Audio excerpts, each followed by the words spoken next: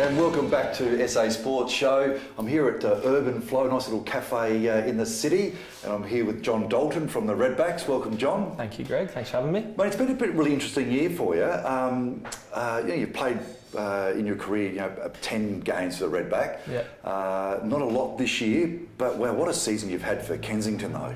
Yeah, it's been a fantastic year. Actually, we've had 2 premierships with Kensington this year, which has kind of overshadowed a little bit the fact that I haven't played for the games for the Redbacks this year. So you must have been close a couple of times, so we won't go into that because I did get to see you in the 50 grand final against Sturt. Yeah.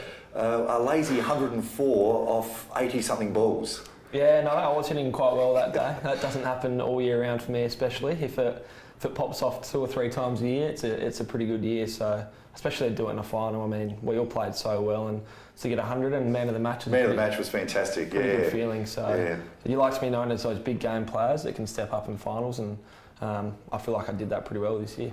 So that grand final, I know it meant a lot to the Kensington Cricket Club, but for you personally, it must have meant the world. Yeah, it was absolutely amazing. I mean, we're playing with a lot of guys at Kensington this year that have their final year, winding up their careers and retiring. So to get 100 in a big game like that with a few people, it's a nice way to send them off, which is nice. And then all of a sudden, it's overshadowed because then you win the West End Cup. For the first time for many years, Kensington. So all of a sudden, you've not just won one premiership, you've doubled up. Yeah.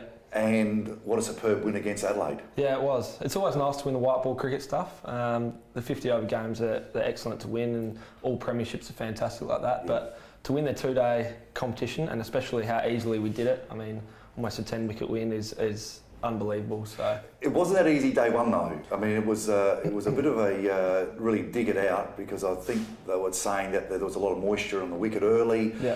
You really had to just work until at least the sun come out. Things sort of dried up a little bit, and you already I think 1 down at that stage. That's so right. For a low score and just chipped away. Yeah, it was a tough wicket. We got there day one. We were always going to bat. Adelaide needed to actually bowl us out to win the game.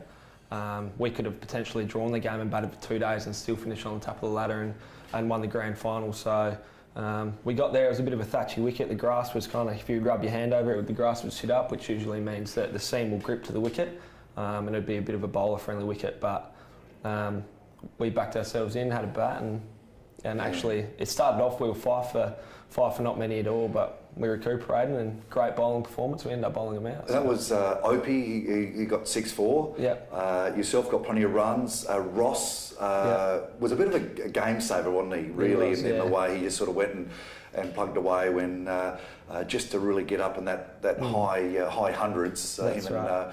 And Doyle, I think it was.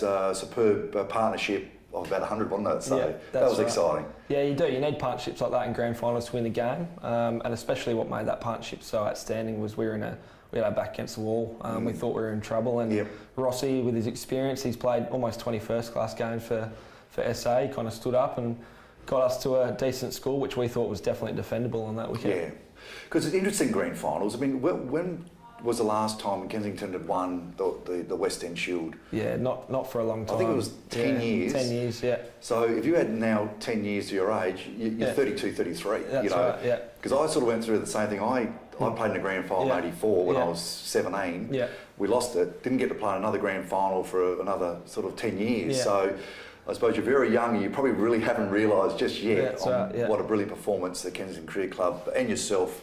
Yeah, no, it hasn't quite set in yet completely. I mean, we celebrated really well, like we'd won plenty of grand finals a few days after that.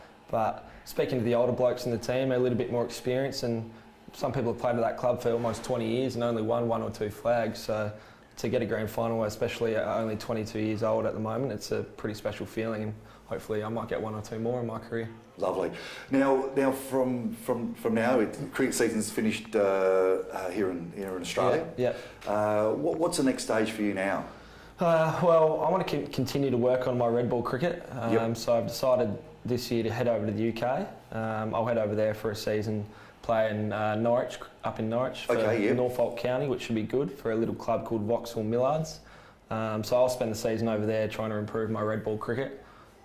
It's a little bit different cricket up there. It's a juke ball that swings around on pretty green wickets as well, so it's tough work for the batsman. But to get an extra 5 months of playing games without actually training is a massive head start on the season back here.